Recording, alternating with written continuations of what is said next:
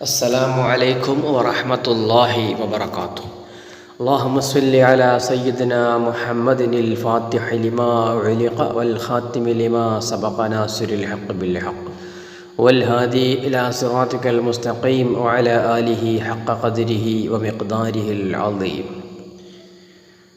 നാം എല്ലാവരും സമ്പത്ത് ആഗ്രഹിക്കുന്നവരാണ്. അതിനായി പല ദിക്റുകളും അസ്മാഉൽ ഹുസ്ന ഒക്കെ നാം ചൊല്ലാറുണ്ട്. നബി സല്ലല്ലാഹു അലൈഹി വസല്ലമ തങ്ങൾ പറഞ്ഞു തന്ന പല ദുആകളുമുണ്ട്. അതൊക്കെ ചൊല്ലി ഒരുപാട് പേർക്ക് ഉപകാരപ്പെട്ടിട്ടുമുണ്ട്. എന്നാൽ ചില ആളുകൾക്കൊന്നും ഫലം കിട്ടാറില്ല. കാരണം വാതിലുകൾ അടഞ്ഞു കിടക്കുകയാണ്. അത് തുറക്കുവാൻ അള്ളാഹുവിന് മാത്രമേ സാധിക്കുകയുള്ളൂ. അത് അവൻ തന്നെ തുറക്കണം, അതിന് അവനോട് തന്നെ ചോദിക്കണം. അതിനാണ് നാം അസ്മാഉൽ ഹുസ്നയും നബി സല്ലല്ലാഹു അലൈഹി വസല്ലം തങ്ങൾ പറഞ്ഞ ദുആകളും മറ്റും ഒക്കെ ചൊല്ലുന്നത്. അള്ളാഹു ആ വാതിൽ തുറന്നാൽ പിന്നെ കാര്യങ്ങൾ വളരെ എളുപ്പമാകും. അതുവരെ നമുക്ക് വളരെ ബുദ്ധിമുട്ടായി തോന്നിയിരുന്ന കാര്യങ്ങൾ വളരെ എളുപ്പത്തിലായി മാറും. ഇത്രയേ ഉള്ളോ എന്ന് നമ്മൾ ചിന്തിച്ചു പോകും. അതാണ് അതിൻ്റെ ഒരു രഹസ്യം. ഏതായാലും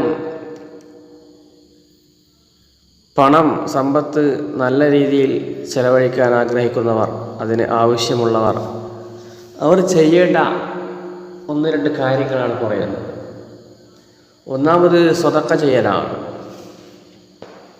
ഉള്ളത് മറ്റുള്ളവർക്ക്, ഉള്ളതിൽ നിന്ന് കഴിയുന്നത് 10 രൂപയാണെങ്കിൽ 10 രൂപ ഇൻഷാ അല്ലാഹ് അത് മറ്റുള്ളവർക്ക് കൊടുക്കുക.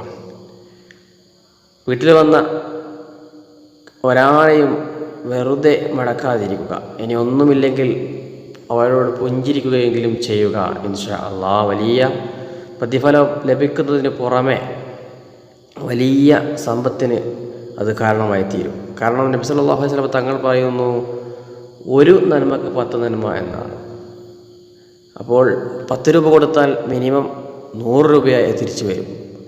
മാത്രമല്ല അത് പലരുടെയും കൈകളിലെത്തുകയും അവർ അത് ഉപയോഗിക്കുകയും സന്തോഷിക്കുകയും അതിൻ്റെയൊക്കെ ഫലം നമുക്ക് കിട്ടുകയും ചെയ്യും. ഇരട്ടിയായി 10 ഇരട്ടിയായി തിരിച്ചു വരികയും ചെയ്യും. ചിലപ്പോൾ പെട്ടെന്ന് തിരിച്ചു കിട്ടിയെന്ന് വരില്ല. നിങ്ങൾ ഇന്നും നാളെയും ഒക്കെ കൊടുക്കുന്ന പൈസ അവസാനം കുറച്ച് കഴിഞ്ഞാൽ ഒരു വരവ് വരാനുണ്ട് ഇൻഷാ അല്ലാഹ്. ഒരു ഉറപ്പാണ്. കാരണം നബി സല്ലല്ലാഹു അലൈഹി വസല്ലം തങ്ങളുടെ വാക്കാണ്. തീർച്ചയായും അത് കിട്ടിയിരിക്കും. പക്ഷേ ചെയ്യുന്നത് അല്ലാഹു തആലയ്ക്ക് വേണ്ടിയായിരിക്കണം. മറ്റേ ആൾക്കാർ കാണുവാനോ അങ്ങനെയൊന്നും ആകാൻ പാടില്ല. അപ്പോൾ ദാനം ചെയ്യുക, അതാണ് ഒന്നാമത്തെ കാര്യം. അതിന് ആപത്തുകളെ തടയും എന്ന ഗുണവുമുണ്ട്. നമ്മളിപ്പോൾ പൈസ ഉണ്ടായിട്ടും നമ്മൾ ചിലവായി പോയാൽ കാര്യമില്ലല്ലോ. അപ്പോൾ അങ്ങനെയുള്ള ചിലവാകുന്ന കാര്യങ്ങൾ തടയുകയും ആപത്തുകളൊക്കെ തടുക്കുകയും ചെയ്യും. പിശുക്ക് കാണിക്കാൻ പാടില്ല. പിശുക്കുന്നവർ ആരുണ്ടോ അവരുടെ സമ്പത്തിൽ ബർക്കത്തുണ്ടാവുകയില്ല. നബി സല്ലല്ലാഹു അലൈഹി വസല്ലം തങ്ങൾ നമ്മൾ വിചാരിക്കും ഒരു 500 രൂപ ഒരു ഇന്ന പരിപാടിക്ക് കൊടുത്താൽ അല്ലെങ്കിൽ ഒരു പാവപ്പെട്ടവരെ സഹായിച്ചാൽ നമ്മൾ 500 രൂപ കുറഞ്ഞു പോകുന്നത്.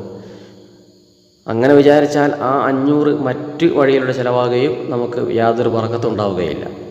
മറിച്ച് അത് സദഖയായി അള്ളാഹുവിന് വേണ്ടി കൊടുത്താൽ ഇരട്ടിയായി നമുക്ക് തിരിച്ചു വരും. മറ്റൊരു പ്രധാനപ്പെട്ട കാര്യമാണ് മാതാപിതാക്കളെ സന്തോഷിപ്പിക്കുക എന്നത്. മാതാപിതാക്കളെ വേണ്ടി അവരെ സന്തോഷിപ്പിക്കുന്ന കാര്യങ്ങൾ ചെയ്യുക, അവർ പറയുന്നത് അനുസരിക്കുക. പിന്നെ അവർക്ക് വേണ്ട സാധനങ്ങൾ, അവർ ആഗ്രഹിക്കുന്ന സാധനങ്ങളൊക്കെ വാങ്ങിക്കൊടുക്കുക.